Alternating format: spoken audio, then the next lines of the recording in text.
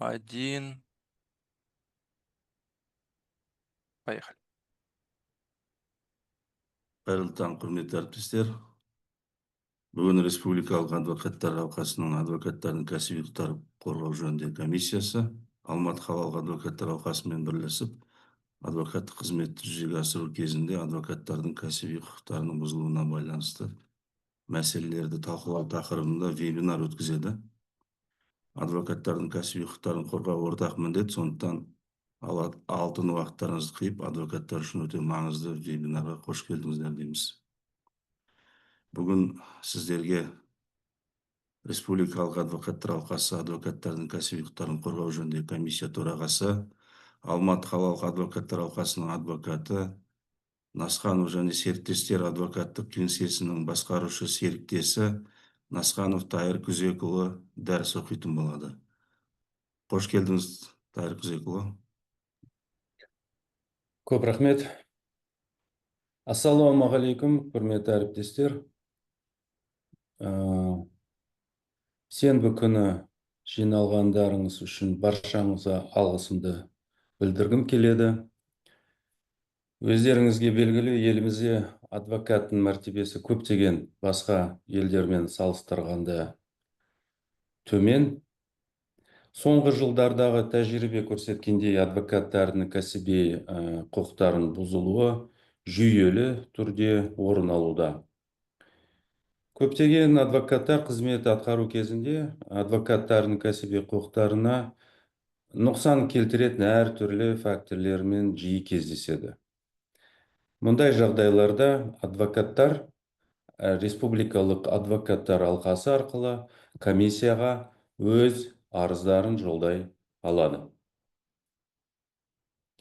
Бүгін Республикалық адвокаттар алқасы адвокаттардың кәсіби құқықтарын қорғау жөніндегі комиссия және Алматы қалалық адвокаттар алқасымен бірлесіп, адвокаттық қызметті жүзеге асыру кезінде адвокаттардың кәсіби құқықтарының бұзылуына байланысты мәселелерді талқылау тақырыбында вебинар өткізеді.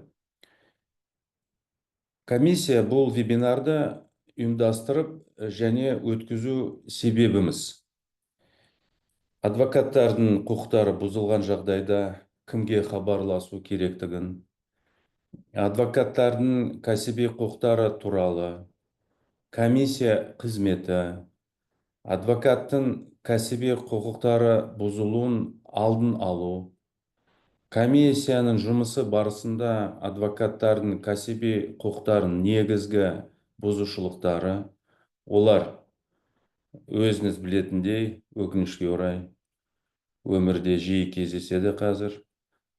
Қорғаушылар мен адвокаттардың кездесулер үшін құқық қорғау органдары тарапынан кедергілер жасау, мемлекеттік органдардың адвокаттардың ресми сұрауларын, шағымдарын, өтініштерін елемеу, адвокаттарға қатысты күш қолдану сондай да болады.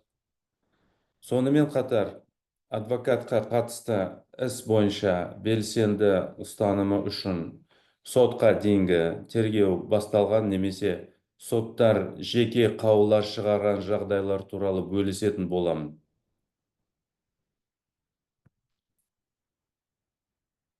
Қазақстанда 12 жылы 23 маусымнан бастап Республикалық адвокаттар алқасы жұмыс атқарады. Оның құрылтайшылары Қазақстанның барлық аумақтық адвокаттар алқалары болып табылады. Бүгінгі таңда Республикалық адвокаттар алқасы 20 аумақтық адвокаттар алқасының құрамына кіретін 6200 адвокаттың мүдделерін қорғайды. Бірақ қызық, жақында мен GPT арқылы сондай сұрақ қойдым. Қанша адвокаттар бар Қазақстанда? GPT маған жауап берді: 7000. Бірақ қазіргі таңда ресми түрде 6200 адвокаттар бар. Республикалық алқасының органдары, олар Республикалық адвокаттар алқаларының конференциясы, Республикалық алқа төралқасы, Республикалық алқасын тексеру комиссиясы, адвокатураның тәртіптік комиссиясы, адвокаттардың кәсіби құқықтарын қорғау жөніндегі комиссия, ол біз, және ғылыми консультативтік кеңес болып табылады. Сондай-ақ әрбір аумақтық адвокаттар алқасында адвокаттардың тәртіптік комиссиясы сияқты тәуелсіз орган бар. Республикалық адвокаттар алқасының маңызды органдарының бірі 2017 жылы 16 қыркүйекте құрылған адвокаттардың кәсіби құқықтарын қорғау жөніндегі комиссия болып табылады. Мен 20 жылдан бастап комиссия төрағасымын. Қазіргі таңда комиссия мүшелері саны 26, 22 жылы 19 ақпанда комиссияның ережесі бекітілді. Комиссияда білікті, тәжірибелі, тек ынталы адвокат қоғамдастығы ортақ мақсатқа жету үшін адвокаттардың кәсіби құқықтарын қорғау және оның бұзылуына жол бермеу мақсатында аянбай еңбек етуде.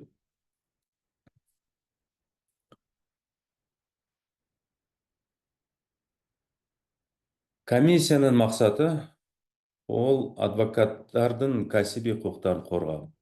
Сондай-ақ адвокаттық қызмет кепілдіктерін қамтамасыз етуге жәрдемдесуді ұйымдастыру болып табылады.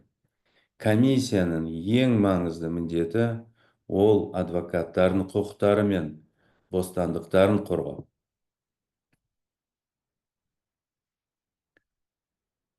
Комиссия өзіне жүктелген функцияларды жүзеге асыру үшін ең алдымен құқықтары бұзылған адвокаттардың келіп түскен өтініштермен жұмыс жасаудан тұрады. Өтініш республикалық алқасына беріледі. Істің барлық мән жайлары мен адвокаттың кәсіби құқықтарының болжамды бұзылу фактілері баяндала отырып, жазбаша нысанда жасалуға тиіс. Төраға республика алқасынан өтініш алған сәттен бастап, бір тәулік ішінде комиссия мүшесіне немесе мүшелеріне, егер күрделі іс болса, тексеру жүргізуді тапсырады. Өтініш берушінің өтінішті қарауға жәрдемдесуі, түсініктеме беруі, қажетті құжаттарды ұсынуы маңызды. Комиссия мүшесі құқықтардың бұзылу фактісінің болуы немесе оның болмау туралы қорытындыны әзірлеуге және төрағаға бекітуге ұсынуға міндетті. Қорытынды жазбаша құжат нысанында жасалады және мынадай бөліктерден тұрады. Өтініштің қысқаша мазмұны, сондай-ақ өтінішті тексеру барысында комиссия мүшелерінің жүргізілген іс-әрекеттері туралы мәліметтер сипатталатын кіріспеден, заңнама нормаларына сілтеме жасай отырып, адвокаттың кәсіби құқықтарын, бұзушылықтарын бар жоғын мәтін бойынша көрсете отырып, өтініштің мәнін осындай баяндауды қамтитын негізгіні көрсетуден және комиссия мүшесі адвокаттың кәсіби құқықтарын, бұзушылықтардың болуы немесе болмауы мүмкін туралы қорытынды жасайтын қарар бөлігінен тұрады. Ол соңғысы өте маңызды. Өйткені кейбіреулер бізге өтініштерді жібереді. Бірақ біз оны тексерген барысында оның кәсіби құқықтары бұзылмағанда да анық болады. Сол үшін біз осындай да қорытынды жасаймыз. Болмау және кәсіби құқықтары бұзушылықтары жоқ деп қорытындыны жасаймыз. Иә. Бірақ қайталайын, өкінішке орай, өйткені ол өкініш. Көбісінде, иә, кәсіби құқықтары бұзылуы анықталады. Енді келесі комиссияның құзыреті. Адвокаттар алқалары, төралқаларының адвокаттардың кәсіби құқықтарының бұзылуы туралы жеке ұжымдық өтініштерін қарайды. Әріптестерімізден көптеген арыздар келіп түседі. Және жылдан жылға дейін өтініштер көбейе береді. Мысалы, 22 жылы 29 өтінішін қарады. Енді қараңыз, 23 жылы 41, ал 24 жылы былтыр 50-ге дейін жетті. Бүгінгі күнге, әлі бізде не, мамыр, иә? Бүгінгі күнге 23 өтініш қаралып, қазір 2 өтініш өндірісте.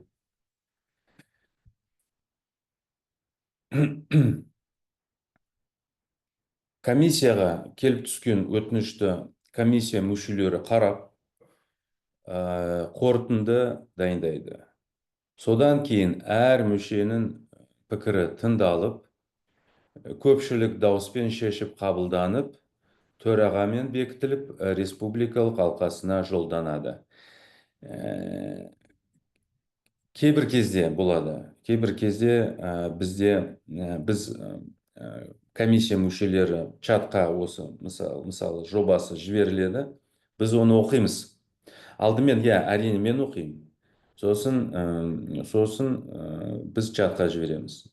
Комиссияның мүшелері оны қарап шығып, кейбір кезде бізде осындай бәрі 100% келісіп отырған сондай болмайды. Кейбір кезде біз кейбіреулер келіспеушілікті көрсетеді. Сосын біз дауыстаймыз. Кім қолдайды, кім қолдамайды. Кейбір кезде мысалы, бір адвокат жасайды қорытынды, бірақ ол өте күрделі. Және ол көрінеді, немесе оның объективтік жағынан кемшіліктер табылуы мүмкін. Сондықтан біз соның ішінде топты құрамыз. 2, 3, немесе 5-ке дейін де жетеді бізде. Адвокаттар бір, мысалы, мәселені шешу үшін, соны біз қайтадан қарап, қайтадан жобасын шығарып, оны қайтадан талдаймыз. Сондайда жиі кездесетін нәрсе біздің арамызда. Ал келіп түскен өтініштерді қарау нәтижелері бойынша 24 жылы мен жоғары атап айтқанда 50 қорытынды дайындалды. Оның ішінде кәсіби құқықтарын бұзылған фактісінің болу туралы қорытындылар 38, кәсіби құқықтардың бұзылуының жоқтығы туралы қорытындылар 9, қараусыз қалдырылды 3. Қараусыз қалдырылды дегеніміз не? Мысалы, адвокат жібереді бізге өтінішті. Бірақ сосын біз одан сұраймыз. Осы соттың АВФ-ті жіберіңіз. Бізге кейбір нелері бізге түсініксіз болуы мүмкін. Осын арызда фактілерді беріңіз бізге, түсініктеме беріңіз. Оған осы арызға байланысты қосымша құжаттарды беріңіз, анықтамалар беріңіз деп сұраймыз. Кейбір адвокаттар сол біздің сұрауымызға жауап бермей бас тартады. Бірақ біздің ереже бойынша комиссия ереже бойынша конференцияда ол бекітілді. Адвокат, арыз беруші міндетті бізге толық мәліметті беру. Егер ол бізге мәліметті бермесе, онда біз сондай өтініштерді қараусыз қалдырамыз. Немесе өз адвокат жазады бізге арызда қосымша қараусыз қалдырыңыз деп. Сондай да болады. Келесі. 25 жылы, 25 жылы менің қазір айттым, осы жылда 23 арыз келіп түсті.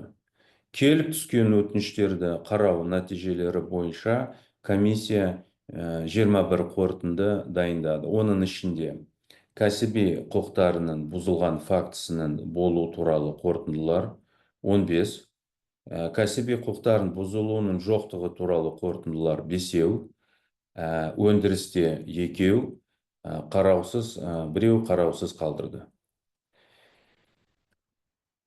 Енді келесі, сонымен қатар 24 жылы комиссияның жұмысы барысында адвокаттардың кәсіби құқықтарын жиі кездесетін бұзушылықтарының тізбесі қалыптастырылды. Оған келесі бұзушылықтар кіреді. Ең көбі, қараңыз, ең көбі ол адвокатқа қатысты жеке қаулылар және ұйғарымдар. 19. Смартфонды пайдалану тыйым салу, адвокатқа қатысты қылмыстық іс қозғау, сондай да болды. Адвокатқа қатысты әкімшілік жазалау шараларын қолдану 2. Және ол, егер шетелдің адвокаттарға айтсаңыз, осы мынау бұзушылық, адвокатқа қатысты физикалық күш қолдану. Олар мүмкін олар түсінбейді, сіз не айтып жатырсыз? Қалай адвокатқа күш қолданылады? Мемлекеттік қызметкер тарапынан. Бірақ біздің өмірімізде сондай жағдайлар кездеседі.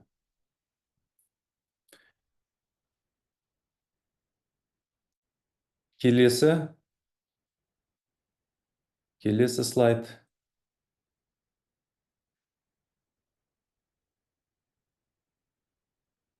Адвокатқа қатысты заңсыз іс жүргізу әрекеттері 7. Ал енді қараңыз, тағы келесі қандай бар.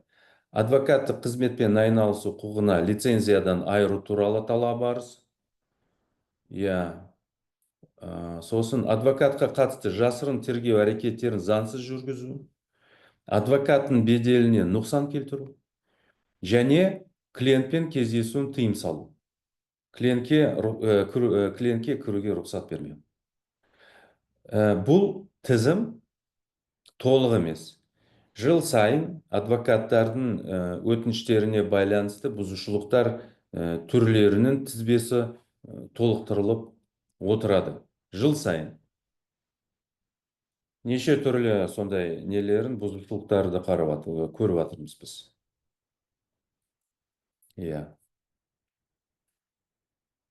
Енді осы жылдың алғашқы 4 айында жүргізілген жұмыс барысында адвокаттардың кәсіби құқықтарын негізгі бұзушылықтары анықталды. Олар мыналар: адвокатқа қатысты жеке қаулы мен ұйғарымдардың шығарылуы 2.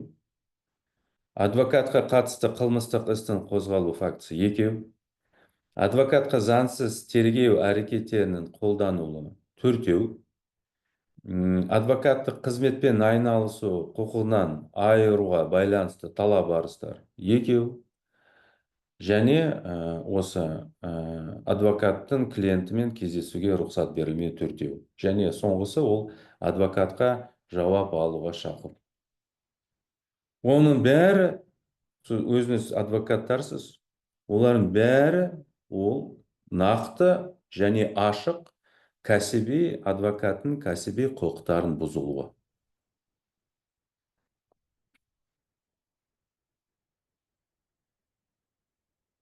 Соттардың жеке қаулылары және ұйғарымдары. Өйткені оған біз назарды аударып отырмыз.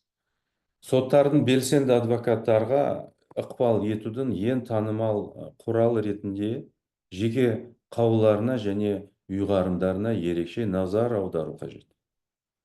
Комиссияға адвокаттардан заңсыз шығарылған жеке қаулыларға және ұйғарымдарға қатысты көптеген өтініштер келіп түседі. Өзіңіз көріп тұрсыз. Комиссия өтінішті қарап, адвокаттың кәсіби құқықтарын бұзылған фактісінің болу туралы немесе болмау туралы қорытынды дайындайды. Қорытынды жолдаудан басқа қалыптасқан практика бойынша комиссия мүшелері заң көмегі туралы өтеусіз шарттар негізінде қорғау туралы хабарлама жазып, сотқа дейінгі тергеу сатысында немесе сотта адвокаттың құқықтарын қорғау белсенді көмектеседі. Ол міндетті түрде бізде солай. Егер адвокат, комиссияның мүшесі осындай жеке қаулыға және жеке ұйғарымға байланысты қорытынды осы адвокаттың кәсіби құқықтары бұзылды деп қорытынды жазса, онда біз не істейміз? Біріншіден, бізде Фейсбукте өзіміздің парақшамыз бар. Ол 20 жылдан бастап бері біз оны аштық. Содан бері біз мәліметті жариялаймыз. Хабарлар, және осындай сияқты сот процесс болады деп, осындай инициативтік тобын ұйымдастырып жатырмыз деп, соны жариялаймыз. Және оның кім атқарады, оны кім ұйымдастырады, бұл инициативтік топты. Ол сол комиссияның мүшесі кім осы қорытынды жасады. Ол өзінің жеке чатты ұйымдастырады, және сол чатта адвокаттармен талқылайды, және арыз берушімен, адвокатпен. Кім қандай ретімен, және кім хатшы, қай сот, қандай телефон, хабарлама кімге жіберу керек, кім қандай өтініштерді дайындайды, қашан жібереді, қашан сот процесі болады деп, осындай жұмыстарын ұйымдастырады біздің комиссия мүшеміз. Және ол бір өз емес, өйткені біз өзіміздің чатымызда осындай жазамыз, хабарлама. Кім тағы осы сотқа қатыса алады. Кімде осындай күні, осындай сағатта уақыт бар. Біз осы адвокатқа қолдауды көрсетуіміз керек. Осындай жұмыстарды атқарамыз. Көмектесеміз адвокатқа. Сөйтіп, адвокаттар бірлесіп, қорғау тактикасын құратын, шағымдар дайындайтын және іс бойынша қатысатын әрбір өтініш бойынша бастамашыл топтар құру жақсы тәжірибе болды. Енді келесі слайд. Ол келіп түскен өтініштердің ішінен сіздерге адвокаттарға көрсетілген қолдау және құқықтық көмек көрсету жөніндегі тәжірибемізден мысал ретінде бөлісем деп едім. Мысалдар, осы менің айтқан сөздеріме мысалдарды келтірейін. Комиссияға Алматы қалалық соты адвокаттарға қатысты сотқа құрметтемеушілік білдіру фактісі бойынша жеке қаулы шығару және олардың кәсіби құқықтарын бұзылу фактісі туралы өтініштері келіп түсті. Біз өтінішті қарап, адвокаттың кәсіби құқықтарын бұзылған фактісінің болу туралы қорытынды дайындадық. Және адвокаттардың кәсіби құқықтарын бұзылған фактісінің болу туралы қорытындыға жоғарғы сот төрағасына, сот әкімшілігінің басшысына өтініш хат жобасын жолдадық. Комиссия мүшелері сот отырысында әріптестерімізді қорғауға белсенді қатысып, адвокаттың кәсіби құқықтарын бұзу фактісі бойынша заң көмегін көрсетіп және қолдады. жоғары сотының қылмыстық істер жөніндегі сот алқасы адвокаттарға қатысты шығарылған жеке қаулының сотты құрметтемеу күшін жойды. Бұл мәселе сіз білесіз, бұл істі сіз білесіз. Ол ашық және көп уақыт бері әлеуметтік желілерде талқыланды. Және оны видео таратылды, соттың қасында не болғаны, сондай нәрселер көп талқылау болды әлеуметтік желілерінде. Және осы жеке қаулы шығарылғаны сіз де білесіз. Бірақ нәтижесінде біз бәріміз бірлесіп, комиссия және тағы басқа адвокаттар осы инициативтік топты ұйымдастырып, осындай жоғарғы айтылған әрекеттерін жасап, нәтижесінде жеке қаулысын сындырдық жоғарғы сотта. Енді келесі. Комиссияға Астана қалалық адвокаттар алқасының адвокаты Энстің Ақмола облысының Аршалы аудандық соты әкімшілік құқық бұзушылық туралы кодекстің 653 бабы бірінші бөлігінде көзделген құқық бұзушылықты жасағаны үшін оны әкімшілік жауапкершілікке тарту туралы және оның кәсіби құқықтарын бұзылу фактісі туралы өтініш келіп түсті. Мен оның айтпақшы осы арызды мен өзім қарап шықтым. Мен Энстен түсініктеме және АВФ-та аудио-видео фиксация не болды, соттың отырысында не болды, өйткені қаулысында жазылған. Осы Энст құрметтемеушілік көрсетті, судьямен ерігісіп тұрды деп сондай қаулысында сондай жазылған. Бірақ мен осы АВФ-ті тыңдағанда керісінше болды. Энст адвокат сыпайы түрде өзін оған заңмен берілген құқықтармен пайдаланып өтініштерді берді. Өтініштерді жасағаннан кейін судья оған айтты, сіз маған неге сондай сөздерді айтасыз, сіз құрметтемеушілікті көрсетіп жатырсыз деп айтты. АВФ-те ол сондай белгілі нәрсе. Сөйтіп, біз бірігіп осы өтінішті, мен сосын әріптестермен ақылдастым. Қараңыз, осындай АВФ бар.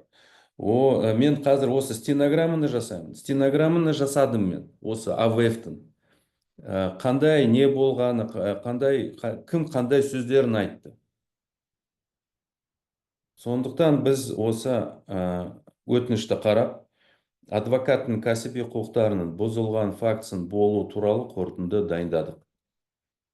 Біз комиссия мүшелері сот отырысына белсенді түрде қатысып, адвокаттың кәсіби құқықтарын бұзылу фактісі бойынша заңды көмек көрсеттік. Біз әріптесімізді қорғап, оның құқықтарының сақталуын қамтамасыз ету үшін барлық қажет іс-әрекеттерді атқардық.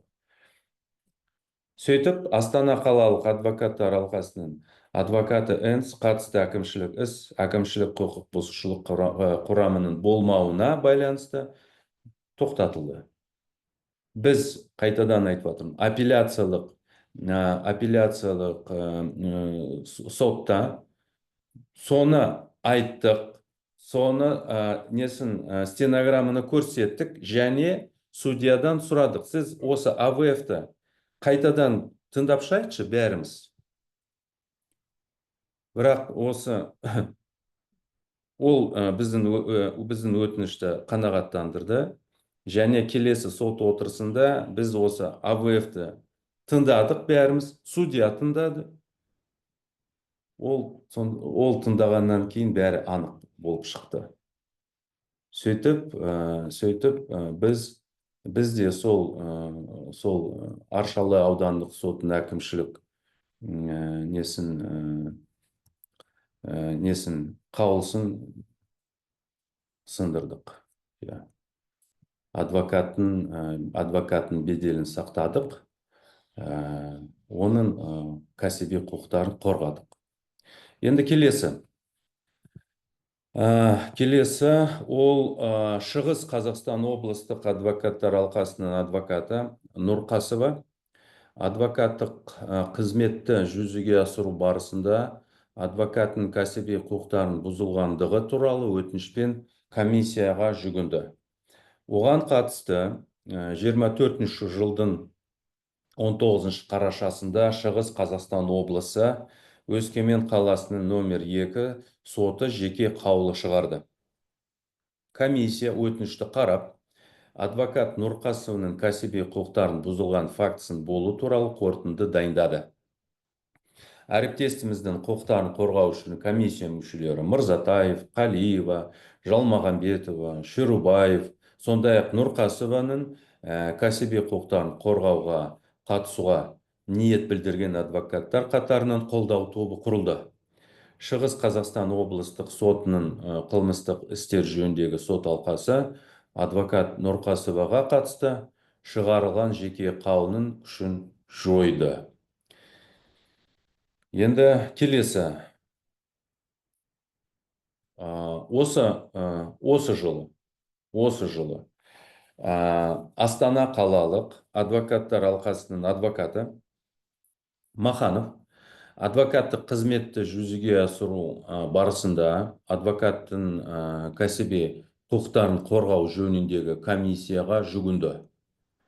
Оған қатысты Астана қалалық сотының судьясы өзінің жеке қаулысын шығару кезінде адвокат Махановтың кәсібилік, немқұрайлық және адалсыздық танытты деп көрсетілді. Бірақ қайтадан біз осы комиссия өтінішті қарап, адвокат Махановтың кәсіби құқықтарының бұзылған фактісінің болу туралы қорытынды дайындадық. Адвокаттардың кәсіби құқықтарын қорғау жөніндегі комиссия мүшелері Жұмагазиева Файзулина және Дарибаева адвокаттың кәсіби құқықтарын жоғарғы сотында қорғап шықты. Осы 25 жылғы 26 ақпанда жоғарғы сот Астана қалалық сотының қылмыстық істер жөніндегі сот алқасының адвокат Махановқа қатысты шығарған жеке қаулысын жойды. Келесі. Ең қауіпті нәрсе, әрине жеке қаулылар қауіпті, жеке ұйғарымдар қауіпті. Бірақ қылмыстық істерде, адвокаттарға қатысты қылмыстық істерде біздің өмірімізде де кездеседі. Соңғы уақытта адвокаттарға қатысты осы қылмыстық істер жиіліп кетті. Адвокаттарға қатысты істердің негізгі бөлігі ол қылмыстық іс жүргізіп жатқан тергеушінің баянаты негізінде тіркеледі. Ал баянаттың шығарылуына себебі болған жағдай адвокаттың тергеуге қолайсыз, белсенді ұстанымы. Енді мысалдарға келейік. Соның бірі Маңғыстау облыстық адвокаттар алқасының адвокаты Бишіхановтың Ақтау қалалық полиция басқармасы мен қалалық прокуратура қызметкерлерінің тарапынан оған қарсы жасалып отырған заңсыз әрекеттері және оның кәсіби құқықтарын бұзылу фактісі туралы өтініші келіп түсті. Адвокатқа қатысты тергеуші қылмыстық кодексінің 407 бабы 2 бөлігінде көзделген қылмыстық теріс қылық белгілерімен қылмыстық іс тіркелгенін хабарлады. Біз, комиссия, өтінішті қарап, адвокат Бишіхановтың кәсіби құқықтарын бұзылған фактісінің болу туралы қорытынды дайындадық. Және осы кәсіби құқықтарын бұзылған фактісінің болу туралы қорытынды дайындалғаннан кейін біз Бішіхановқа қолдау көрсеттік. Осы қолдау көрсетілген соң Бішіхановқа қатысты қылмыстық іс тоқтатылды. Бірақ әрине мен Бішіхановты түсінемін, және тағы сондай адвокаттарды түсінемін. Олар адвокаттар. Кім ойлайды, мен адвокатпын, менің үстімнен қылмыстық іс қозғайды деп. Әрине, ол эмоционалдық, моральдық, осы қандай не келтіреді, несін, қиыншылықтарды келтіреді адамға, адвокатқа әсіресе. Оны ешкім айтпайды. Ол да дұрыс емес. Енді қараңыз, келесі мәселе. Ол адвокатты тінту.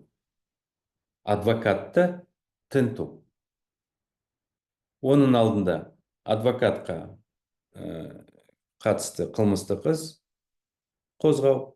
Оның алдында жеке қаулысы. Сіз адвокаттан лицензияны алып алыңыз деп, мысалы. Осы несін, кәсіби қалай мен, біз адвокаттармыз, біз кәсіптік жұмысымен бізге тыйым салынды заңмен. Біз тек қана адвокаттық немен жұмыс жасап өмірді сүреміз. Біз отбасыларымызды солай асыраймыз. Лицензияны айырылдық, не істейміз? Жұмыссыз қалдық. Енді қараңыз, мынау келесі адвокатты тінту. Өздеріңіз білетіндей, Қылмыстық процестік кодексінің 254 бабы 1 бөлігіне сәйкес тінту мен алуды, сотқа дейінгі тергеп тексеруді жүзеге асыратын адам уәжді қаулы бойынша жүргізеді. Тінту жүргізу туралы. Сондай-ақ мемлекеттік құпияларды немесе заңмен қорғалатын өзге де құпияны қамтитын құжаттарды, заттарды, олардың ішіндегі ақпаратты алу туралы қаулыны тергеу судьясы санкциялауға тиіс. Мен нақты заңның қазір сізге нормасын, цитатыны келтірдім. Осылайша адвокатты тінту туралы қаулы дәлелде болу қажет. Сотқа дейінгі тергеу үшін қандай да бір маңызды заттар немесе құжаттар, адвокатты бар екендігі туралы жеткілікті деректерді қамтуы керек. Және тергеу судьясының санкциясы болу тиіс. Көп жағдайда тінту қандай да бір маңызды затты немесе құжатты алу мақсатында емес. Адвокатты қорқыту, оны іс бойынша қорғаушылар қатарынан шығару мақсатында жүргізіледі. Келесі.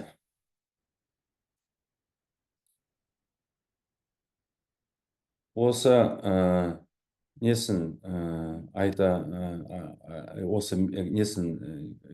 мысалды келтірейін. Адвокатты тінту бойынша. Комиссияға Солтүстік Қазақстан облыстық адвокаттар алқасының адвокаты Кошекова адвокатының құқықтарын бұзу туралы өтінішпен жүгінді. Петропавл қаласының Солтүстік Қазақстан облысы бойынша экономикалық тергеу департаментінің қызметкерлері оның қорғауындағы азаматтың қылмыстық ісі аясында оның қызметтік және кеңсе жұмыстарына рұқсатсыз тінту жүргізген. Комиссия өтінішті қарап, адвокат Кошекованың кәсіби құқықтарын бұзылған фактісін болу туралы қорытынды дайындады. Кошекованың құқықтарын қорғауға атсалысқысы келетін адвокаттар қатарынан арнайы қолдау тобы құрылды. Біз оны инициативтік топ дейміз. Бұл топ адвокаттың кәсіби құқықтарын қорғау мақсатында бірлесіп жұмыс істеді. бірлесіп моральдық және құқықтық қолдау көрсетіп, адвокаттың кәсіби құқықтарын қорғау үшін қажетті барлық заңгерлік шаралары жүзеге асырдық. Бірақ осы күнге дейін өкінішке орай жауапты лауазымды қызметкерлер әлі күнге дейін жауапкершілікке тартылмады. Келесі. Адвокаттық іс жүргізуді және тінту және тексеру. Адвокаттық қызмет және заң көмегі туралы заңның сіз білетіндей 35 бабы 5 бөлігіне сәйкес адвокаттық іс қағаздарын жүргізу, онымен байланысты өзге де материалдар мен құжаттар, сондай-ақ адвокаттың мүлкі, оның ішінде ұялы байланыс құралдары, аудио аппаратурасы, компьютерлік техникасы, жете тексерілуге, қарап тексерілуге, алынуға, алып қойылуға және тексерілуге жатпайды. Қайтадан мен сізге заңды нормасын цитатыны келтіріп атым. Көбінесе режимдік объектілерінің қызметкерлері бұл тыйымды бұзып, адвокаттың қолындағы құжаттар мен заттарды тексереді. Олар не ойлайды? Олар дәптерді ашып, оқып, нені түсінеді іс бойынша? Мен түсінбей жатырмын. Не үшін оны істеп атқанын мен түсінесіз. Қандай қауіпті нәрселерді тапқысы келеді осы дәптерде. Сөйтіп, комиссияға Түркістан облыстық адвокаттар алқасының адвокаты Асылгереевтің ішкі істер министрлігі қылмыстық атқару жүйесі комитетінің 69-шы мекеменің қызметкерлері тарапынан адвокаттың дәптеріндегі жазбаларды қарап, адвокаттың құпиясына қатысты мәліметтерді оқуы және оның кәсіби құқықтарының бұзылу фактісі туралы өтініші келіп түсті. Комиссия өтінішті қарап, адвокат Асылгереевтің кәсіби құқықтарын бұзылған фактісін болу туралы қорытынды дайындады.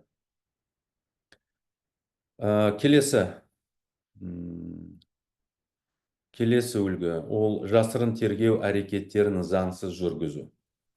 Ол да сондай моральдық жағынан, эмоционалдық жағынан адвокаттарға сондай негативтік әсер тигізетін нәрсе. Әрине, өйткені кімге ол адвокат, ол қылмыскер емес.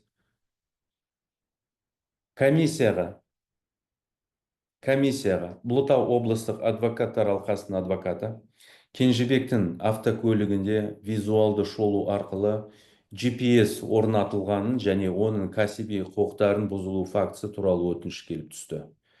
Комиссия өтінішті қарап, адвокат Кенжебектің кәсіби құқықтарын бұзылған фактісінің болу туралы қорытынды дайындады.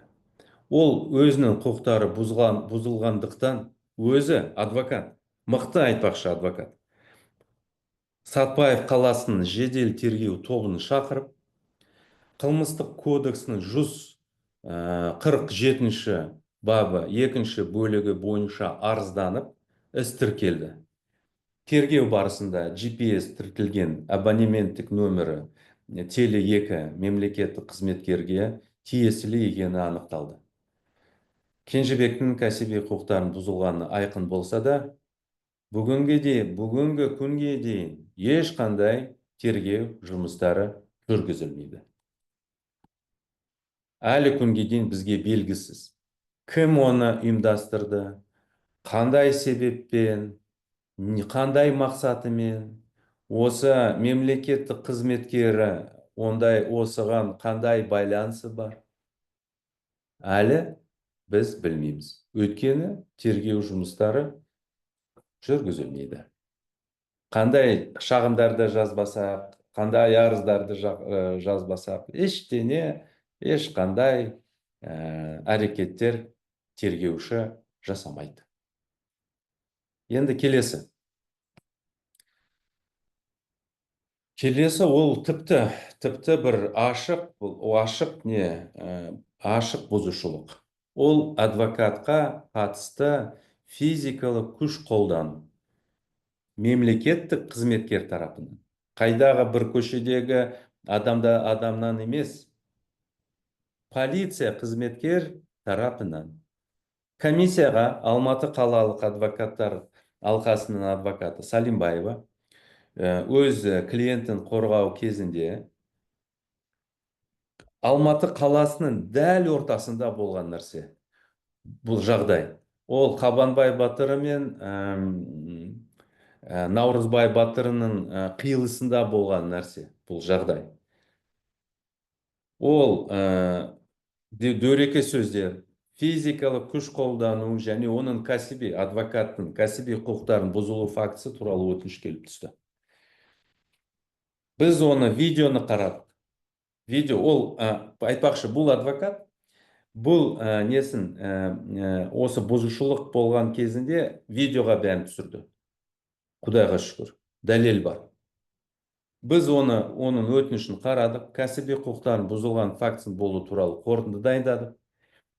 Қорытындыға Қазақстан Республикасының бас прокурорына, сыбайлас жемқорлыққа қарсы іс-қимыл агенттігінің басшыларына және ішкі істер министрлігінің басшысына өтініш хат жобасын дайындадық. Сөйтіп, Алматы қалалық адвокаттар алқасының адвокаты Салимбаеваға қолдау көрсетіліп, қылмыстық кодекстің 435 бабы 2 бөлігі бойынша қылмыстық іс қозғалды. Мен және менің әріптесім Савинов Евгений, біз осы қылмыстық іске қатысып отырмыз. Біз тергеу амалдарына қатысып жатырмыз. Жауап беруге, беттестіруге, өтініш хаттар, бірақ әлі күнге дейін заңды шешім қабылдамаған. Енді келесі. Адвокатты жауап алуға шақыру. Соңғы кездері адвокатты жауап алуға шақыру жиілеп кетті. Сұрақтар мән-жайларға қатысты емес екенін ауызша хабарлап, адвокатқа заң көмегін көрсетуге қатысы жоқ екенін айтады. Бірақ тергеуші уәдесін орындамай, адвокатқа клиентке және іс бойынша жұмысқа қатысты сұрақтар қойып, қана қоймай, кейіннен оны іс бойынша қорғаушы ретінде іс жүргізуден шығарып тастайды.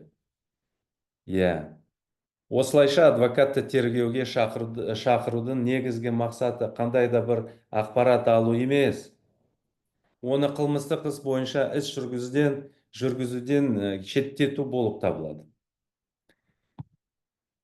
Енді оған біз мысалды келтірейік. Ақмола облыстық адвокаттар алқасының адвокаты Ербулекованың Астана қаласы Нұра ауданы полиция басқармасының қызметкерлері тарапынан өзінің қорғаушысына байланысты ісін мән-жайлары бойынша адвокат ретінде одан жауап алу және оның кәсіби құқықтарын бұзылу фактісі туралы өтініші келіп түсті. Комиссия өтінішті қарап, адвокат Ербулекованың кәсіби құқықтарын бұзылған фактісін болу туралы қорытынды дайындады. Біз ұсыныс ретінде ішкі істер министрлігіне, қалалық және облыстық полиция департаменттерінде онлайн вебинарлар өткізу мүмкіндігін қарастыру туралы өтініш хат жолдадық. Айтпақшы, мен келесі егер уақыт жетсе, мен айтамын, біз осындай әрекеттер болмау үшін, біз Алматыда да, басқа Шымкентте, Астанада, Атырауда, тағы қайда істедік, Оралда, осындай дөңгелек үстелдерді ұйымдастырдық. Сол дөңгелек үстелдерде біз кімді шақырамыз? Полиция бастықтарын, прокуратура бастықтарын, түрме жүйесінің бастықтарын, тағы басқа құқық қорғау органдарының бастықтарын және судьяларын шақырамыз. Өйткені біз әрине онлайн ретінде жазамыз, жібереміз нелерін, хаттарды, өтініштерін. Бірақ егер бетпе-бет онымен осылай бір неде үстелде отырғанда, онымен сөйлескенде, онымен оған түсіндіріп бергеннен кейін осындай әрекеттер саны төмендейді. Мысалы біз Шымкент облысында жасадық дөңгелек үстелді.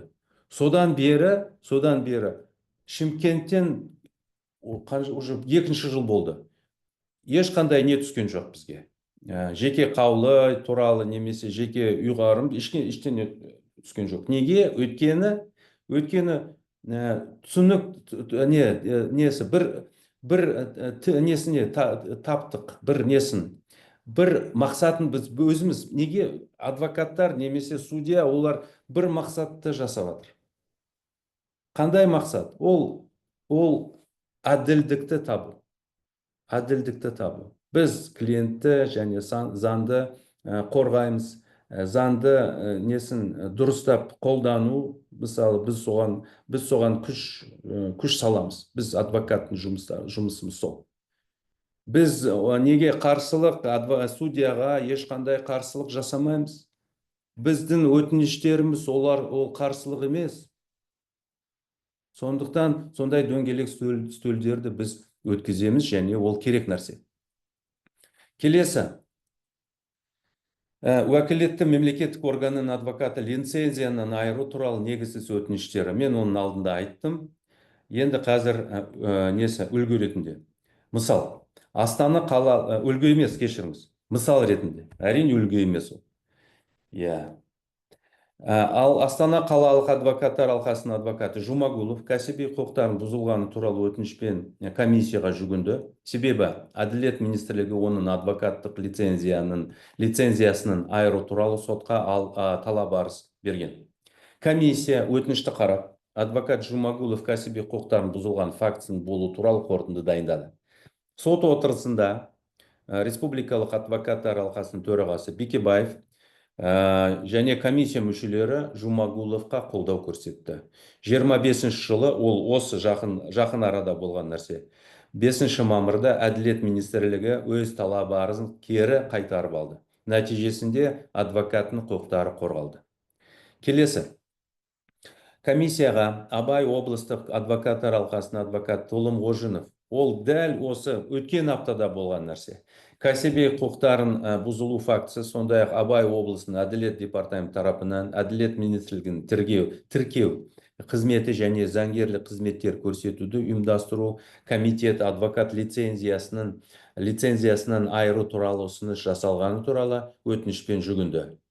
Комиссия өтінішті қарап, адвокат Толым Қожыновтың кәсіби құқықтарын бұзылған фактісін болу туралы қорытынды дайындады. Абай облысының Әділет департамент тарапынан Әділет министрлігінің тіркеу қызметі және заңгерлік қызметтер көрсетуді ұйымдастыру комитетінің адвокат лицензиясының айыру туралы ұсынған шешіміне әкімшілік рәсімдік процестік кодексінің нормаларына сәйкес қарсы шағым түсіру үшін қолдау тобы құрылды. Сөйтіп, 14 мамырда Абай облысы Семей қаласының азаматтық істер жөніндегі ауданаралық соты Әділет министрлігінің тіркеу қызметі және заңгерлік қызметтер көрсетуді ұйымдастыру комитетінің Абай облыстық адвокаттар алқасының мүшесі Толым Қожыновты адвокаттық лицензиясын айыру туралы талабын қанағаттандырудан бас тартты. Келесі слайд. Комиссия 24 жылы келіп түскен өтініштері бойынша адвокаттарға көмек көрсету нәтижелерімен бөліскіміз келеді. Адвокаттардың мүддесі үшін 19 отырысына қатыстық былтыр. 12 жеке қаулының күші жойылды. Өкінішке орай 7 жеке қаулы қанағаттандырылусыз қалдырылды. Бір қылмыстық іс тоқтатылды. Бір мемлекеттік қызметкерлерге қатысты іс қозғадық. Бірақ оны да айтуымыз керек. 4 мемлекеттік қызметкерлер жауапкершілікке тартылмады. я басқа жұмысқа ауыстырылды, я біздің арыздарымызда несі табылмады, нелері, құрамы немесе негіздері жауапкершілікке осы қызметкерлерді тарту. Енді келесі, 25-ші жылғы адвокатқа көмек көрсету нәтижелері. Біз адвокаттың құқығын қорғау үшін 3 сот отырысында қатыстық. Бір жеке қаулының күші жойылды. Адвокатты лицензиядан айыру туралы бір негізсіз өтініш сотта қанағаттандырылмады. Және бір өтініш уәкілетті орган тарапынан кері қайтарылды. Осындай біз жақсы нәтижелерді көрсеттік. Енді қараңыз, құрметті әріптестер, мен бірінші бөлігінде, осы вебинардың бірінші бөлігінде айттым, қай жерде, қай арыздарды қарап шыққаннан кейін біз қатысамыз, комиссия, қай жерде біз қатысамыз. Егер кәсіби құқықтарын бұзылды, онда біз қатысамыз. Бірақ кейде адвокаттар қылмыстық қудалау шеңберіне түсіп қалады, мен оны айттым. Бірақ та олардың өздерінің кесірінен сондай нелері, нәтижелері болады. Олар өздері дұрыс этикаға қарсы әрекеттері жасады. Сондықтан біз комиссия осыған қатыспаймыз. Осындай жағдайларда біз көмек көрсетпейміз. Бірақ та болашақта мұндай қателіктерге жол бермеу үшін әріптестерге көмектесетін бірнеше кеңеспен бөліскім келеді. Мен мысалы өзім осы заң саласында 31 жылдан астам жұмыс істеймін. Адвокатурада 99 жылдан бері жұмыс істеймін. Сондықтан менің ойымша мен кеңестермен бөлісе аламын деп құқым бар. Сондықтан тек қана осы шын жүректен, таза ниетпен сізбен осы кеңестермен бөліскім келеді. Бұл кеңестер нақты болған оқиғаларға негізделген. Ол істерге қатысқан адвокаттардың аты жөндері аталмайды. Өйткені басты мақсат қателіктерді қайталамау. Енді адвокаттардың құқықтары мен кепілдіктер туралы сіз білесіз. Ол қандай? Ол адвокаттар құқықтары шектелмеу тиіс. Адвокатты ол заң көмегін көрсетіп отырған. Оны біз бірінші бөлігінде айтқанбыз. Енді қараңыз, келесі. Ол құпия туралы, адвокаттар құпия туралы. Бұл нормалар заңда жазылғанымен іс жүзінде жиі орындалмайды. Біз оны бәріміз білеміз. Көп жағдайда олар жай ғана қағаз жүзінде қалып қояды. Құқық қорғау органдары оларды елемейді, ал адвокаттар шынайы қорғаныссыз қалады. Сол себепті адвокаттар өздерін қорғауды алдын ала қамтамасыз ету керек. Клиентпен, тергеушілермен, әріптестермен дұрыс байланыс орната білу өте маңызды. Себебі адвокаттарға арналған заң кепілдіктері көп жағдайда іс жүзінде жұмыс істемейді. Сондықтан қауіп қатерден сақтану үшін, әсіресе тінту жағдайларда кім келгенін, не үшін келгенін және қандай салдары болуы мүмкін екенін алдын ала біліп әрекет ету қажет. Адвокаттың қауіпсіздігі ең алдымен өзінің жауапкершілігінде. Кез келген жағдайда сабыр сақтап, не істеп, не істемеу керегін нақты білу маңызды. Мысалы, клиентпен бірге ұлттық қауіпсіз комитетіне кірдіңіз делік. Қарулы қызметкерлер екеуіңізді клиентпен бөліп алып кетеді. Сізді тергеушіге кіргізеді. Ал тергеушінің қолында дайын сұрақтар бар. Ол сіздің соңғы 6 айда клиентке не айтқаныңызды, қандай кеңес бергеніңізді біледі. Бұл жасырын тергеу әрекеттері арқылы жиналған ақпарат. Сонда ой келеді. Сіз жай ғана адвокатсыз ба, әлде клиенттің серіктесі ретінде күдікке ілінесіз бе? Мұндай жағдайда не істеу керек? Тек заңға сүйеніп, менің құқығым бар деп айту ма? Мысалы, түн, бір немесе екі түнде. Әлде барлығын ашық түсіндіріп, ниетіңіз адал болғанын, ешқандай қылмысқа қатысыңыз жоқ еген дәлелдеу ме? Кейде заңды білу аздық етеді. Ең бастысы өзіңді дұрыс ұстап, кәсібилігіңізді көрсету. Тағы бір мысал. Тергеу изоляторында адвокат пен клиенттің сөйлесу үнемі құпия сақтала бермейді. Әсіресе тергеу изоляторында әңгімелер тыңдалып жазыла ма, жазылмай ма, біз әлі күнге дейін білмейміз. Сондай сұрақтарға қойғанда олар бізге дұрыс нақты жауап бермейді. Сондықтан қандай да бір күмәнді немесе заңсыз жоспарларды талқылау өзіңізге де, клиентке де зиян келтіру мүмкін. Сол сияқты, тінту кезінде қандай да бір затты жасыру дұрыс емес, және бұл әрекет жауапкершілікке әкелу әбден мүмкін. Клиент ризашылығын білдіру мүмкін, алғыс айтар, бірақ мұндай қадам адвокаттың кәсіби беделіне нұқсан келтіреді. Мысалы, сіз жасырын түрде бір нәрсені тінтуден шығардыңыз. Сізге клиент айтады, сен мықтысың, бірақ ол сізге қосымша гонорар бермейді. Сіз шын айтқанда заң бұздыңыз, және ертең бүкіл қалада әр ит осы сіздің әрекеттерін жасағанды біледі. Ол сізге керек пе? Менің ойымша керек емес. Сол себебі заң шеңберінде әрекет ету ең қауіпсіз және дұрыс жол. Енді адвокаттарға қатысты жиі қолданылатын қылмыстық баптарға тоқталайық.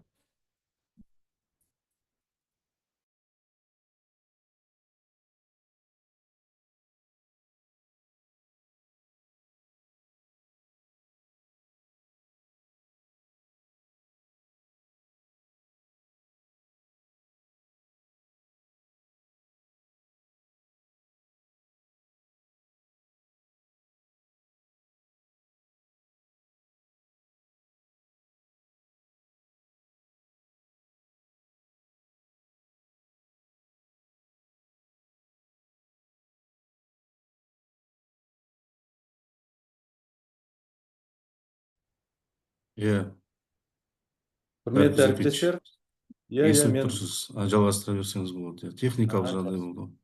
Жақсы. Қазір. Біз қай жерде тоқтатылдық? Біз адвокаттарға қатысты жиі қолданылатын қылмыстық баптарға тоқталайық. Ол біріншіден алаяқтық. Бұл біреудің мүлкін алдау, өзіңіз білесіз, алдау немесе сенімді теріс пайдалану арқылы заңсыз иемдену. Кей жағдайларда адвокат пен клиент арасында нақты жазбаша келісім болмай, тек ауызша уәделермен шектеліп жатады. Түсіністікпен ғана сөйлесіп, міндеттемелер келісім шартта нақты көрсетілмесе, немесе тіпті мүлде келісім шарт жасалмаса, бұл үлкен қауіп тудырады. Өйткені мұндай клиент адвокатқа қарсы құқық қорғау органдарына арыз жазып, қылмыстық іс қозғауға себеп таба алады. Бұл адвокатқа қысым көрсету құралына айналуы мүмкін. Бұлайша айтқанда, клиентім кейде қарсыласым дегендей жағдай туындау ғажап емес. Сондықтан, әріптестер, клиентпен барлық қарым-қатынасты, келісімді, төлемдер мен қызмет көлемін міндетті түрде, құжат түрінде рәсімдеп, бәрін нақтылап отырған жөн. Сол кезде ғана өзіңізді қорғап, артық даулы жағдайларға тап болмайсыз. Адвокаттардың ұсталғаны туралы жаңалықтар соңғы жиі шығып жатыр. Бұл соның нақты көрінісі. Айтпақшы, осы келесі несін қылмыстық құрамын айта кетейін. Сосын қазіргі таңда біз осы комиссияда сондай бір не бар, тапсырма бар. Бір адвокаттың іске қатысып жатырмыз біз. Бұрынғы адвокат. Пара беруге делдал болу. Сондай да құрам білесіз, бар. Мұндай жағдайларда адвокаттар құқық қорғау органдары үшін оңай олжаға айналуы мүмкін. Өйткені, шынында айтайықшы, адвокат неге, мысалы, құқық қорғау органдарының көзінше ол олжа. Егер адвокатты ұстаса, онда олар тіпті мәз болып осы бір жетістікте жеттік деп айтады. Солай ғой. Сол себепті адвокат пен судья немесе басқа лауазымды тұлға арасындағы ресми емес қатынас туралы көз келген ақпарат тергеушілердің назарын аудартады. Тәжірибеде мындай жағдай болған. Судья өзіне берілген параны қайтарып бергісі келіп, оны таныс адвокат арқылы жеткізуді сұраған. Адвокат таныс. Бұл заттың пара екенін білмеген, мүмкін білген шығар, білмеймін. Тек судьямен жақсы қарым-қатынасты бұзғысы келмей, көмектесуге келіскен. Алайда кездесуге келгенде арызданушы адам аудио, видео құрылғы арқылы бәрін жасырын жасып алған. Адвокат мұны неге көлікке отырды? Арыз беруші. Ол сезді бір нәрсе, оны байқады, ол жағдайдың күмәнді екенін түсінді, тез арада көлігіне көліктен шығарды, арыз берушінің, есікті жауып кетті.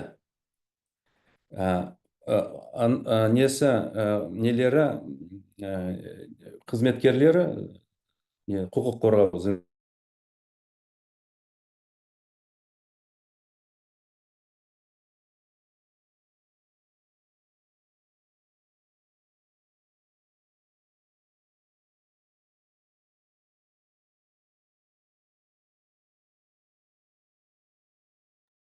кешіріңіз, сіз мені естіліп тұрсыз ба? Қазір Әріптестер, естіліп тұр, Бірақ сол сәттен бастап адвокат қиын жағдайларға тап болды.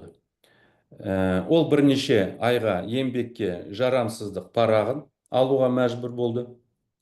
Клиенттерге уақыты болмаған соң кейбір істерін таныс әріптестеріне беріп, кейбіріне ақшасын қайтаруға тура келді. Нәтижесінде бәрі жақсы аяқталды. 6-7 айдан кейін. Судья алаяқтық үшін сотталды, бірақ адвокаттың жүйкесі мен жоғалған клиенттер үшін ешкім өтемақы төлеген жоқ.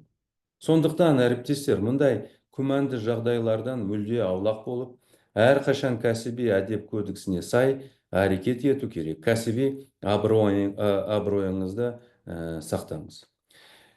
Келесі ол нашақорлық заттарды заңсыз тарату. Сіз ойлап атқан шығарсыз, қайдағы нашақор, қайдағы есірткі. Бірақ тәжірибеде болды сондай нәрсе. Бұл мәселе көбінесе, бұл мәселе, кейбір клиенттер бізге бір өтініштерді жасайды. Бірақ ол өтініштер бізге қиындықтар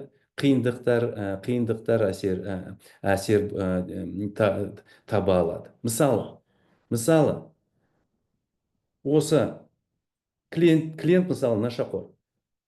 Назарда болсын, нашақорлар мен жезөкшелерге ешқашан сеніп артуға болмайды. Мысалы, егер сіздің клиентіңіз сізден изоляторға есірткі өткізуіңізді сұраса, және сіз өз қателігіңізбен оны орындасаңыз, онда одан тез арада шықпайтыныңызға дайын болыңыз. Бір жолы біздің әріптесіміз, бұрынғы прокурор айтпақшы, клиентіне есірткі жеткізіп берген болады. Кейін адвокат, білесіз ғой, кейін адвокатпен кездескен соң, клиент кетеді ғой, неге? Досмотрға. Сол клиентті тінткенде есірткі табылып, ол тез арада еш қарсылық көрсетпей сатып алушыны көрсетті. Ол оның адвокаты болып шықты. Нәтижесінде жағдай өте нашар аяқталды. Адвокат ұсталды. Санкциядан кейін жас жеткіншек адвокат, жасы өзі көп кісі, камерада өз-өзіне қол жұмсады.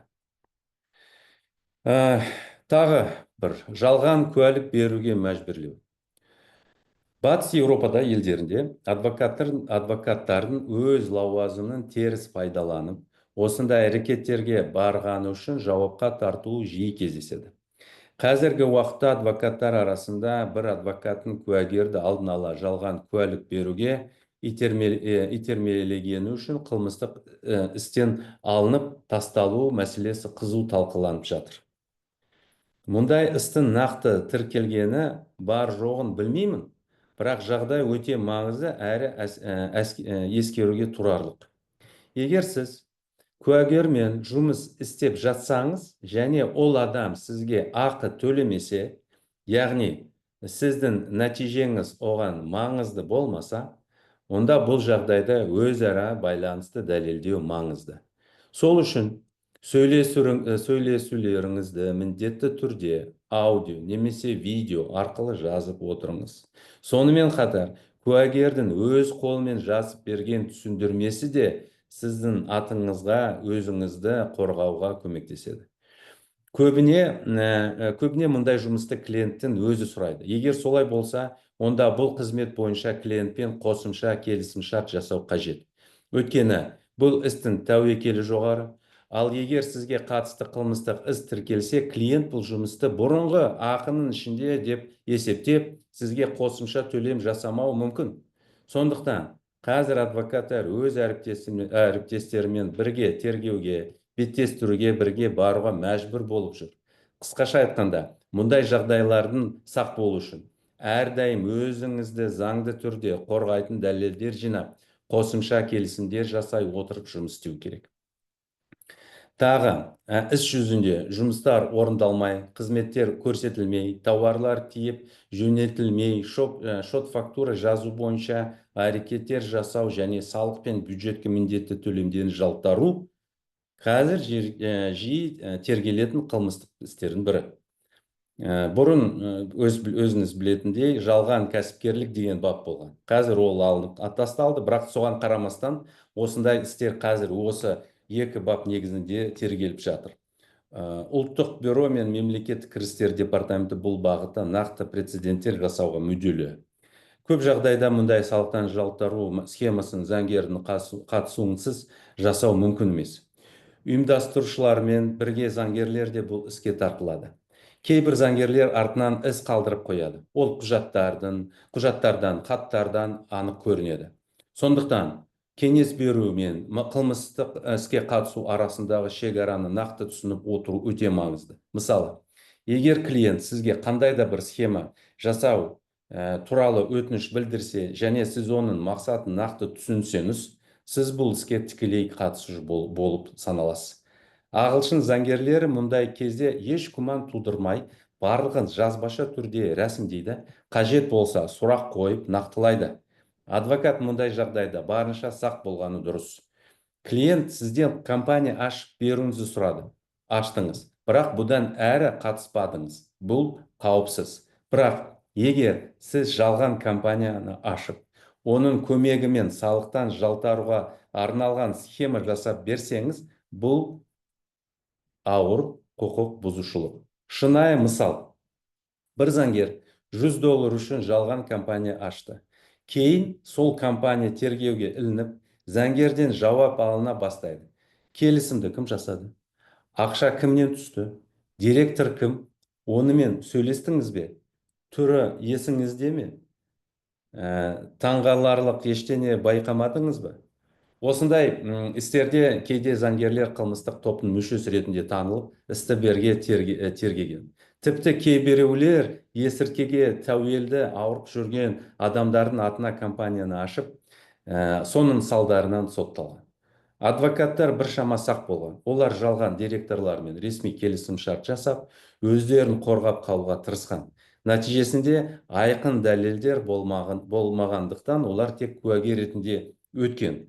Соған қарамастан, олар да жарты жылға жуық, қайдағы жарты жыл, 1,5 жыл тергеуден сұрақ жауапымен бетпе-бет кездесулер өтті.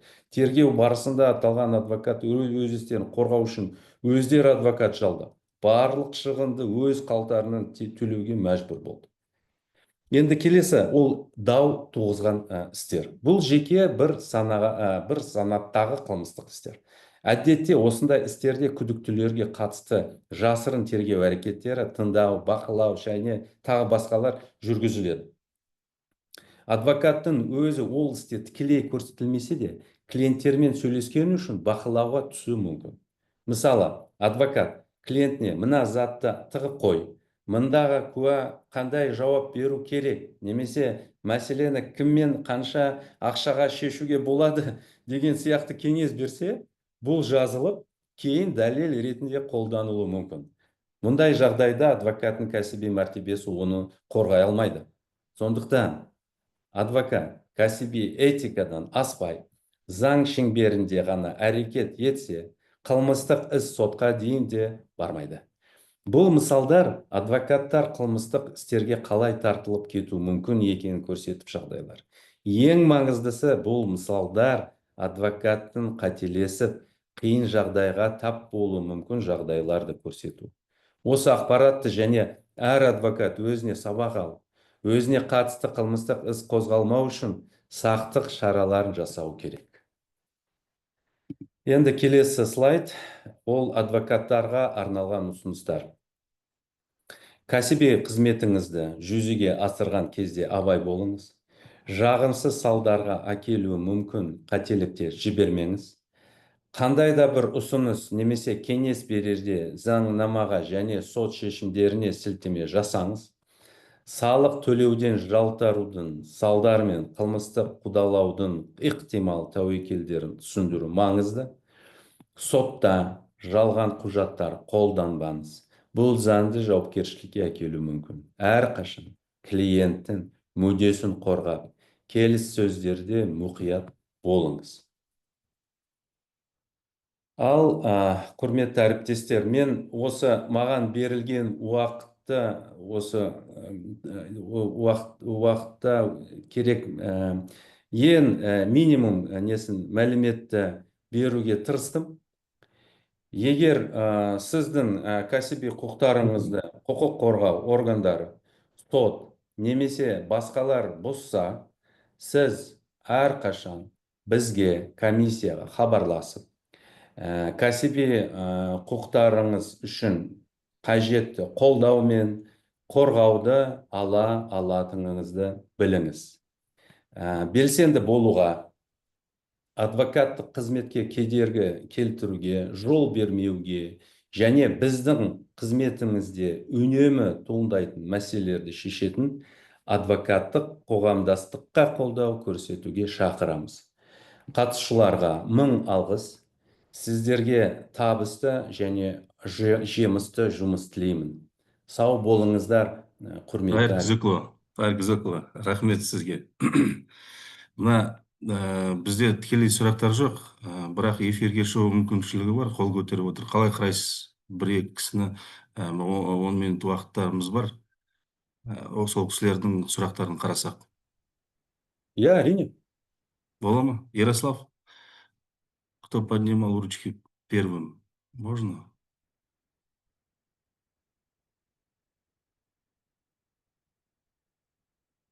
Ярослав? Да.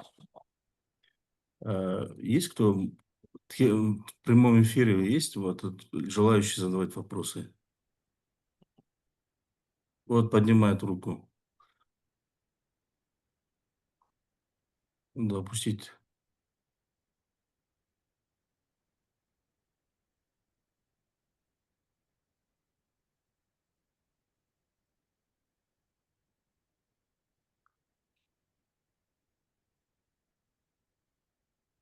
Ярослав? Да, я подключил их, но они микрофон не включают. Микрофон не включают. Ал құрметті Арик Жүзекұлы, сізге үлкен рахмет. Егер тағы да мүмкіншілік болып жататын болса, қосылып жатқан қатысушы адвокаттар болатын болса, жібереміз эфирға. Бірақ мына сіздің адвокаттық қызметті жүзеге асыру барысындағы адвокаттардың кәсіби құқықтарын қорғауға байланысты үлкен еңбегіңіз, ерен еңбегіңіз жалғасын тапсын. Сізге үлкен рахмет. Тек қана сізден бөлек бұл жерде үлкен сізбен бірге комиссия мүшелері қызмет жасап жатыр. Менің білуімше көбісі қоғамдық бастама негізінде ғана жүзеге асырады. Сондықтан сіздің атыңыздан ол кісілерге де барлықтарына рахмет айтуға рұқсат етіңіз. Өте бүгін құнды және тиянақты дәріс болды. Біз үшін де көптеген мағлұмат алдық. Сондықтан барлық әріптестеріміз сізге деген ризашылығын жазба ретінде қалдырып беріп жатыр. Сондықтан егер құрметті әріптестер сұрақ болмайтын болса, барлықтарыңызға үлкен рахмет деп, және алдағы күнгі сенбі, жексенбі күндердегі демалыс күндеріңізге сәттілік тілеймін. Құрметті Арик Жүзекұлы, сізге үлкен рахмет. Қош саламатта болыңыз. У нас есть одна поднятая рука. Амин. Бар ма? Бар. Қосыңыз. Қосыңыз. Айта беріңіз. Аты жөніңізді таныстырыңыз. Маңғыстау адвокат алқасы мүшесімін, адвокат Айжарикова. Менде мына сұрақ қой. Біз осы алдыңғы аптада тергеу әрекеттерін жасағанда, то есть имеется в виду подзащитныйға барғанда, СИЗОға мені тінту жүргізді. Яғни менің қорғауымдағы адам ешқандай арыздар қабылданбай генеральный прокуратураға менің көзімше арыз жазып берді, осыны жеткізіңізші, себебі спецчасть оны қабылдамаған. Мен оны алдым, официальный хаты, спецчастьке барсам, олар айтып, қабылдамадық деп бастықтың айту бойынша. Мен оны алып шығып баратқан кезімде жауып тастап, мені 2-3 сағат сол жерде ұстап, соны мәжбүрлеп алды қолымнан. Тінту жасады, одним словом говоря, обыск. Сондай, сол мәселеге мен арыздандым. Қазір департамент полицияға да арыздандым. Іс қозғауға, кедергі жасаған үшін. Бірақ ешқандай пока әрекет жасалған жоқ. Енді дальнейшие действия мои какие? Түсінікті, сұрағыңыз түсінікті. Ешқандай қағаз шығармауыңыз керексіңіз дейді. Мен айтамын, қандай заңды жазып жүр? Айгүл, кешіріңіз, сөзді бөлейін. Жақсы, түсінікті. Сіздің сұрағыңыз түсінікті. Менің ойымша, осы түрме қызметкерлерін әрекеттері нақты сіздің кәсіби құқықтарын бұзды, бірақ та оны анықтау үшін сіз республикалық алқасына арызды жазыңыз.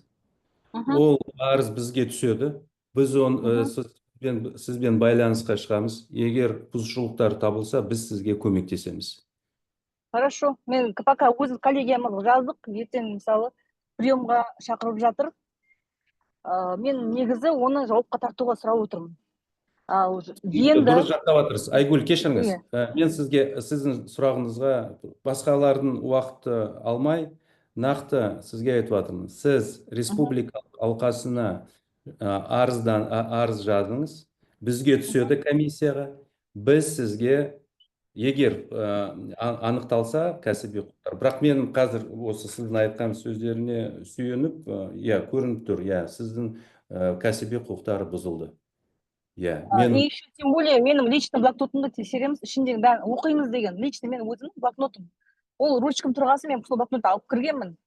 Это ежедневник, мой ежедневник. Айгүл, иә, Да. Тайыр Күзекұлы айтқандай, сол бір хронологиямен жүгініңіз. Және сол уақытта Жақсы, сол жақсы. мәліметтеріңіздің барлығын бересіз. Рахмет сізге. Және Ярослав тағы да болатын болса, эфирге шығатын кісілер қоссаңыз болады. Жоқ болса, енді біз аяқтаймыз вебинарды.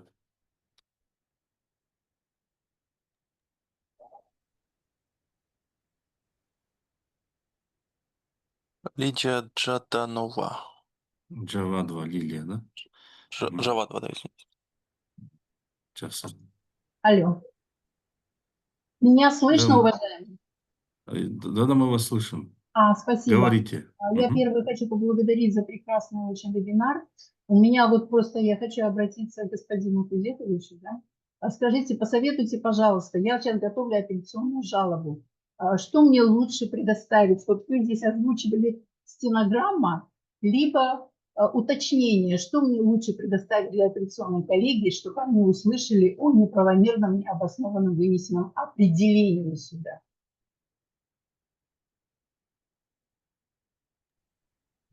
Не могли бы уточнить свой вопрос? Еще раз, да, я еще раз. Смотрите, я сейчас готовлю апелляционную жалобу. Я сейчас юрист, я пока не адвокат, но просто хочу посоветоваться с вами. Что вы мне советуете? Предоставить стенограмму по определению, вынесенному судом первой инстанции, или уточняющий факт, имеющий юридическое значение? Что будет лучше и насколько это будет эффективно? Я не знаю обстоятельства вашего дела, но исходя из того, что я услышал, я полагаю, что нужно, если тот же обжалуемый судебный акт изложен не так, как происходило все в судебном заседании, то, конечно, стенограмма аудио-видеофиксации будет подспорьем для вашей жалобы. Что касается второго, то, как говорится, маслом кашу не испортишь, и поэтому и второе тоже необходимо сделать. Лилия Жавадова сұрады, апелляциялық шағымды жазды, нені қолданамын? АВФ-ті қолданамын ба, жоқ әлде несі тағы бір дәлелдерді қолдаймын ба? Мен жауап бердім. Өйткені бұл істі нақты білмеген соң, екіншісі әрине дәлелдер қосу керек. Және егер осы сот актісі қандай немен негізделіп жатыр? Егер негізделсе нақты осы дұрыс емес екендігін, егер АВФ бұл дәлел табылса, онда әрине стенограмманы тіркеліп, сөйтіп осы апелляция шағымға қосу керек. Өйткені біздің тәжірибемізде сондай болды. Мен бүгін осы үлгі ретінде келтірдім. Біз Энс адвокатта осылай қорғадық. Солай бізде болды. Тағы келесі сұрақтар бар ма? Спасибо.